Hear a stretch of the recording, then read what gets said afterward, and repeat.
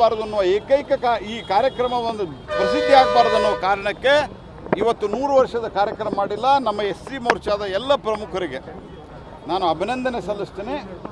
ಇವತ್ತು ಯಾವಾಗ ಸರ್ಕಾರ ಮಾಡೋದಿಲ್ಲ ಅಂತಾಯಿತು, ನಮ್ಮ ಕೈಲಾದಷ್ಟು ಒಂದು ಭೀಮ ಹೆಜ್ಜೆ ಅಂಥೇಳಿ ಬೆಂಗಳೂರಿನಲ್ಲಿ ಇದನ್ನು ನಾನು ಉದ್ಘಾಟನೆ ಮಾಡಿದ್ದೆ. ಈಗ 15ನೇ ತಾರೀಕಿನವರೆಗೆ ಈ ಕಾರ್ಯಕ್ರಮ ನಡೆಯಲಿದೆ.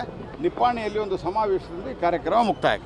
ನೋಡ್ರಿ, ಎಲ್ಲ ದಿನವನ್ನು ಎಲ್ಲಿ ಅವರು ಬೌದ್ಧ ಧರ್ಮ ಸ್ವೀಕಾರ ಮಾಡಿದ್ರು ಅದನ್ನು ಡೆವಲಪ್ಮೆಂಟ್ ಮಾಡಿದ್ದು, ಪಂಚತೀರ್ಥ ಅಂತ ಮಾಡಿದ್ದು ದೀಕ್ಷಾಭೂಮಿ.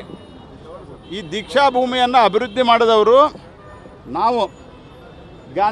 ನಕಲಿ ಗಾಂಧಿಗಳ ಕಾಲದಲ್ಲಿ ಯಾವ ನಕಲಿ ಗಾಂಧಿಗಳ ಅಂಡರು ಖರ್ಗೆಯವರ ತಂದೆಯವರು ಮಂತ್ರಿ ಆಗಿದ್ದರು, ಆ ನಕಲಿ ಗಾಂಧಿಗಳ ಕಾಲದಲ್ಲಿ ಆಗಲಿಲ್ಲ. ನಾವು ಡೆವಲಪ್ ಮಾಡಿದ್ವಿ. ಪ್ರಿಯಾಂಕಾ ಖರ್ಗೆ ಅವ್ರಿಗೆ ಇತಿಹಾಸ ಗೊತ್ತಿಲ್ಲ, ಬಾಯಿಗೆ ಬಂದಂಗೆ ಮಾತಾಡ್ತಾರೆ ಅವರು ಅಹಂಕಾರದಿಂದ, ಅಧಿಕಾರದೇ ಅಂತ. ಆದರೆ ಅವರಿಗೆ ನಿಮ್ಮ ಸರ್ಕಾರ, ಕಾಂಗ್ರೆಸ್ ಸರ್ಕಾರ ದೆಹಲಿಯೇರಿ ಅವರ ಒಂದು ಸ್ಮಾರಕವನ್ನು ಮಾಡಲಿಕ್ಕೆ ಯಾಕೆ ಜಾಗ ಕೊಡಲಿಲ್ಲ? ಸ್ವಯಂ ಇಂದಿರಾ ಗಾಂಧಿ ತನಗೆ ಭಾರತ ರತ್ನ ಕೊಟ್ಕೋತಾರ, ಸ್ವಯಂ ನೆಹರು ತನಗೆ ಭಾರತ ರತ್ನ ಕೊಟ್ಕೋತಾರ.